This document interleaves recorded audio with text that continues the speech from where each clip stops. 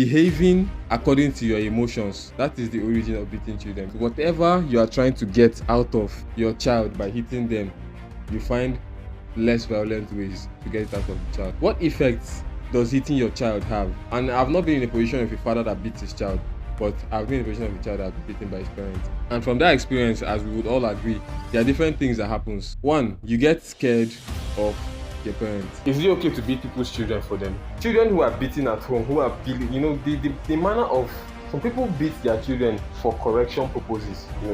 He did this thing wrong. We want to make sure he doesn't do it again, so we discipline him mildly. But there are also children who, I don't know the state of their parents or how they are struggling with life. Their parents, children who are not necessarily disciplined at home, but they are bullied at home by their own parents. What's going on, people? It's your man Coke Boy. This is the Good Living Podcast. Good morning, good afternoon, good evening. Today, we're talking about beating children. But before we go anywhere, this episode is sponsored by Aura Nigeria, where you get your nice, fitting female corporate wears for your offices and for just to look elegant and look classy. Their link is in the description. Please do well to contact them. Today's episode is on beating children, so smacking kids, and it is a predominant thing in Africa for us to smack our kids, and all of us were beaten. You were touched. Parents to put hands on me, but anyway, we move. Now we're trying to dissect the issue and see just how good or bad that method that method of raising children really is. Now, what is the origin really of beating children? If you really think about it, what is the origin? Who said it was okay? How did it start? And that's a question I'm going to pose to you in the audience. You can type it in the comments right now. If I was going to think about where it came from, I would say it is impulse. It is impulse. It is behaving according to your emotions. That is the origin of beating children, because children often annoy you or offend you before you put hands on them.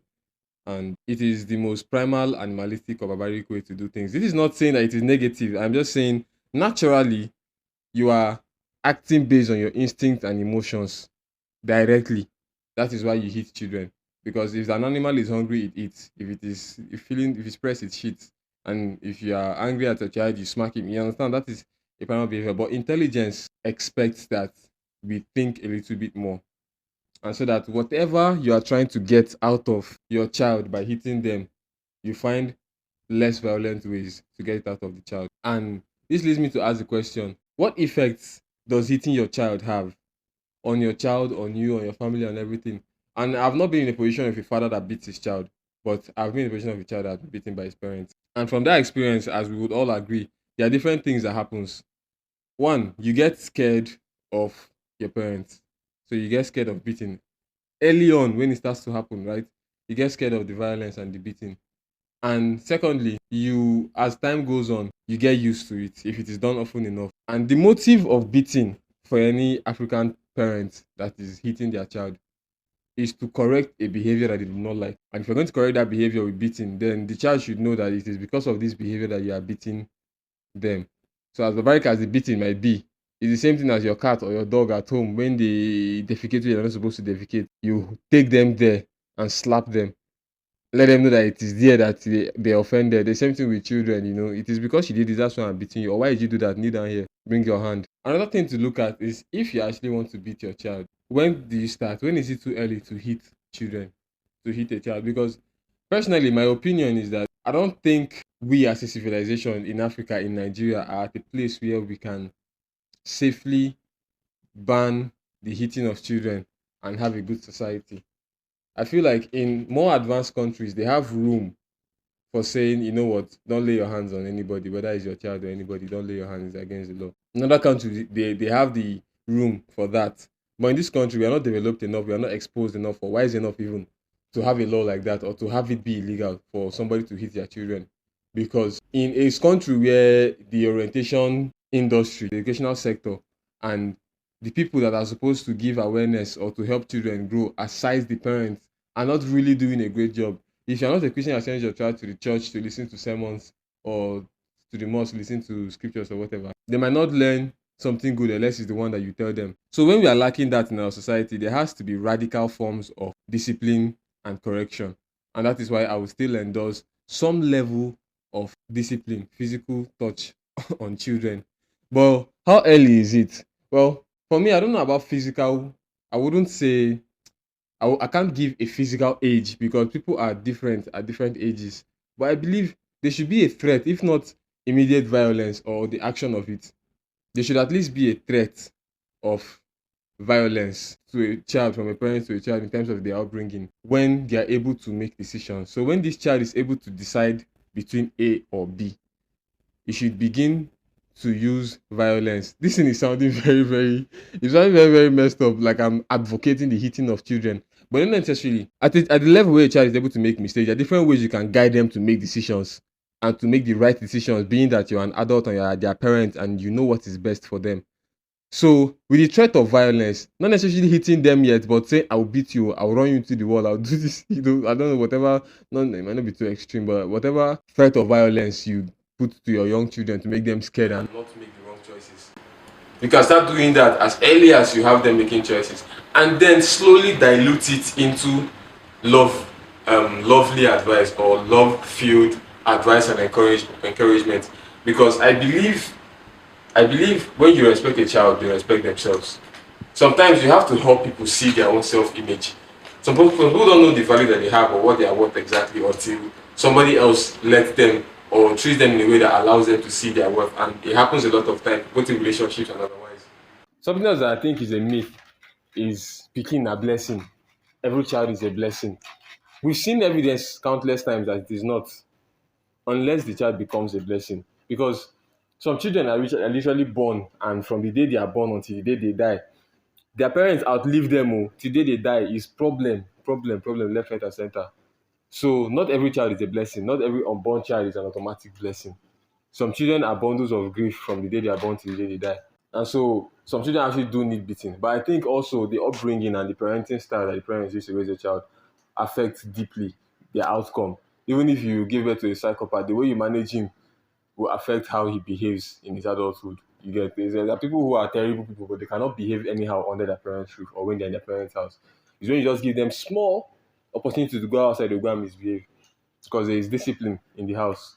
But there's something somewhere that the parents did wrong and they could not translate that discipline to the innermost part of the child, let him behave himself when he's outside. So with these children now, at the earlier stage, you can actually use violence, but not physically beating them, but scare them with it. And then as they grow older, like I said, the maturity level in a child, he sees the maturity in himself if you see the maturity in him first. So if you stop using hand and say, you are old enough, even at 10, 11, you can start talking to your child like that.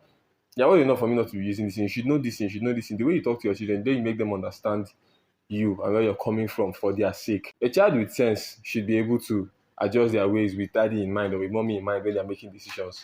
You know, there are children who are not beaten, but they know that they don't want to disappoint their parents, so they will not do certain things. Those are people that were raised right, and it doesn't have to be with violence. So another topic that might come about is beating other people's children. Is it okay to beat people's children for them? In school, if the school doesn't have any policy against flogging or beating, then to some degree you can use a small amount of beating to correct children in school because it's allowed by the system. But if you're a normal person in the road or in the street and you see somebody else's child, there are different factors to think about.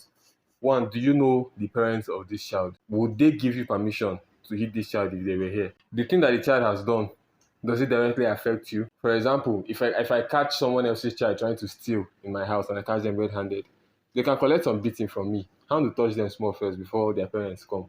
Because I don't know what their parents might negotiate with me, and I'll have to understand. Because at the end of the day, that's their parent. They might say, okay, what do you steal? Good. We'll give you 10 good. Don't touch my child. And you know that you will not have full satisfaction if you do not put hands on that thief. For that to happen, you have to, that way you can beat someone. But seeing two people fighting, there's this thing where, and it's because the world has, I would say, spoiled, in my opinion. That is why we cannot do this anymore. Before, other people's children could put hands on us, other people's parents could put hands on us. But now, everybody's life is more individualistic now. Everybody's family is more in their own small cell. So nobody wants to have that wahala. If I beat my neighbor's kids now, it's going to be a problem. But I know that when I was little, even in this kind of setting, if my neighbor beats me, my father will ask me, what did you do? You get, but now they will ask you, why did you beat my child? And so I'm giving this advice not based on what is correct, but based on what will guarantee your safety in these current times that we are in.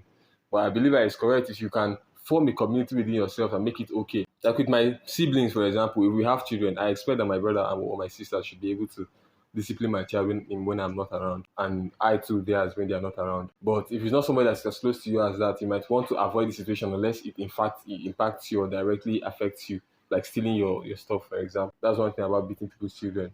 Now, beating also, there's a different way I believe to handle the male child and the female child. I believe for the male child, it is easier for you to use violence on the male child, but you should stop early because men get used to violence easily. And if you beat a child consistently until they are early teens and adulthood, they're already used to it. It's women that even if you give them violence, when you still do hand like this, they will still shake a little bit because generally I think they are slightly weaker. They are weaker vessels than the male than the average man. And so I believe women, the threat of violence should always linger if you're a man raising your daughter, if you're a woman raising your daughter, if you're raising your daughters, the threat of violence should always linger, more so than it should linger in the mind of your son. Your son should be sure that you wouldn't hit him to a certain degree, or you might shock him sometimes when he's misbehaving. But you should be sure that you can't hit him. But your daughter shouldn't ever be sure that you can never hit her because she has it's always good to have that option on that side because it's possible to have it. There's one effect of beating children, or actually that I can pinpoint, and that is how you relate to bullying. Children who are beaten at home, who are the manner of some people beat their children for correction purposes. He did this thing wrong. We want to make sure he doesn't do it again, so we discipline him mildly. But there are also children who I don't know the state of their parents or how they are struggling with life. There are children who are not necessarily disciplined at home, but they are bullied at home by their own parents. And it's not going to look like it's coming from a correctional standpoint. It's looking like it's coming from an oppressional standpoint. And when the child sees oppression in that manner, they would want to reciprocate and copy it with the weaker person they find, because at home they are weaker than their father, they're weaker than their mother, and if they get bullied, there's nothing they can do about it. But in school, they can find the small guy to pick on because that's what they learn from home. And several bullies are being beaten at home, are being somehow somewhat bullied at home. There are some who are not, but a lot of them are. So that is one way that hitting your children can actually turn into something else. But overall, you should have some authority, physical authority over your child to hit them. To Even the Bible says, "Spare the rod and spoil the child." I also want to say that a lot of things in the Bible that we take literally are actually meant for us figuratively. So spare the rod and spoil the child doesn't necessarily mean you should use iron to flog your child when they do wrong, and if you do not use the iron to flog your child when they do wrong, then they will go astray. It could simply mean do not fail to correct your child when you see them do something wrong, because it will spoil the child in that manner. If you're not teaching them the right way to go and you see them doing something wrong, and you do not correct them with a strong hand or a strong voice, leading them toward the right direction, you'll be spoiling the child. So it's not necessarily beating. It is just the rod is correction, either with love or with, it's just correction in any shape or form. And that is just what it is. So have that idea on your child. Have that power over your offspring. And I think you will raise better people if you pay attention to it. Thank you very much for watching and listening to this episode. This is the Good Living Podcast. Don't forget, Aura Nigeria is the sponsor of this video. Sweet feminine corporate wears for your offices, for your outings, for your dates, and the likes. Order them today and they will deliver for you. See you on the next episode, and ciao.